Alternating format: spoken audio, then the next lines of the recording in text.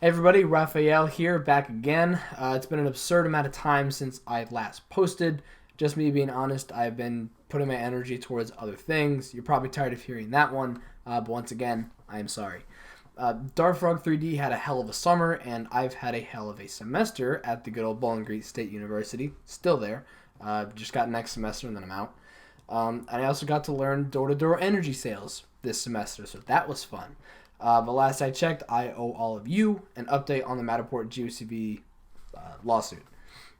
I've had a lot of people ask me about the GeoCV pricing and availability, like not even just virtual tour producers, but like a Parks and Rec department from like Wisconsin or Minnesota.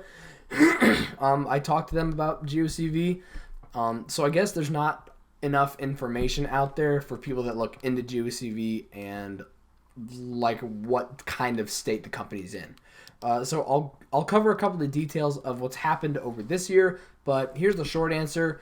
I think it's safe to say that GeoCV is not coming back in the way that they used to be. The old GeoCV team is going to remain at Occipital and continue innovating there.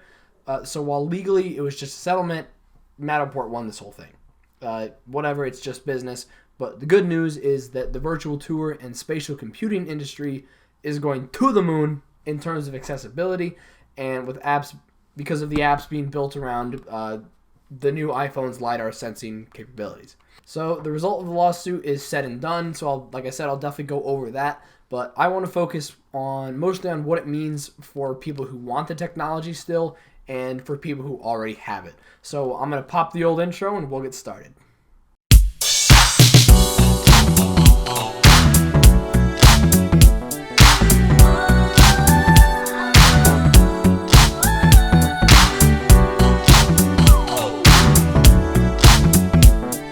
Okay, so for those who haven't seen the previous videos, or if you need a refresher, Matterport Inc. is a leading spatial computer company that became most known for its proprietary Pro 2 scanner to create digital twins of as-built spaces using LiDAR sensors and stitch together panels to create a 3D dollhouse model, 360 walkthrough, and measured floor plans. GeoCV did something similar, but their disruption was the concept of open architecture, meaning that instead of being a closed proprietary system like Matterport, you could take digital assets from GeoCV projects and integrate them with assets from other software like Cloud Compare or any sort of 3D modeling software. The most notable example of this was the ability to integrate an outdoor 3D model of a property shot with like drone deploy and merge that with the indoor model all within staying the same viewer. And so Matterport and GeoCV both have applications in real estate, business, like for business marketing, and the AEC industry, which is architecture, engineering, and construction. Matterport filed a patent. So basically what happened with the lawsuit was Matterport filed a patent infringement case on 6 patents that basically they said that GeoCV just copied their software. I go more into detail in my first video about the companies in the lawsuit. There'll be a link to that in the description. I think I'm actually wearing the same shirt and sweatshirt combo in there. So in short, with the lawsuit, there were depositions, back and forths, requests to drop some of the patent infringement charges in question, but at the end of the day, Matterport and GeoCV settled on the following. According to the court filing, GeoCV would stipulate that it infringed on at least one claim from each of the patents in question. They also stipulated that GeoCV had not and could not carry its burden of proof that any claim of the asserted patents was invalid. So to me, basically what that means is that GeoCV settled to say they did infringe on one patent, and while they didn't infringe on the other ones, they couldn't prove without a doubt that they didn't. I'm obviously not a lawyer, but that's what my understanding of that means. If anyone else knows legal terms and can tell me I'm wrong, please put in the comments. It's better for everybody involved. So that official ruling was done just this October. So what does that mean for GeoCV? Like I said in the intro, they're not coming back, is what I think. So someone made a comment in the WGAN Network Forum that they could just start GeoCV up again in Russia and go at it again, which would be hilarious, but I'm not holding my breath for it. And so what does this mean for people who have the GeoCV software and scanners already? Well, as someone who still uses it for my own business, even right now, I can speak on this with confidence. So the company's basically been on autopilot since October 2019. Yeah, when all the employees moved to Occipital. So nothing's really changed since then. Obviously, with this ruling being official, I was a little worried. But for the foreseeable future, it seems like they will continue to run the software on autopilot with limited customer service tickets. And that's not like a dig or anything, because like none of my customer service tickets have ever been ignored.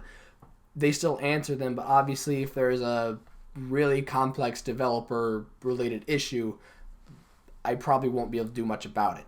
Now, if for some reason they decide to shut everything down for good, they better let me know because I'm still giving them money. So in short, we're basically on our own, but it's not like I needed customer support all the time anyway. So we're just going to keep on keeping on. Now, for the people who have messaged me and companies who have contacted me, you can't buy a GeoCV kit from the GeoCV website. However, you can buy them from users who currently have them. Some people are selling them, so to see if there's a kit available and a subscription available, just look on the WGAN Network Forum. That's where people are selling them because that's where that's where the largest community is. I'll try to find the best direct link to like that whole part of the forum, and I'll put that in the description if I can get a good one around. So bottom line, if you want to leverage the GeoCV software, you either have to find someone selling a kit or find the GeoCV Service Pro in your area. If you want to find a Service Pro in your area, go check with PropTech Consulting. They're based out of New York, and you pretty much tell them what you need, where you are, and they'll arrange for a GeoCV Service Pro to shoot your space. They also have other PropTech solutions available if GeoCV isn't available in your area. I'll leave a link to that website in the description. I'm still trying to get back in the groove of YouTube, so I kind of felt this video's kind of rushed, not as thorough as some of my other work has been, but as I'm just trying to get back into it.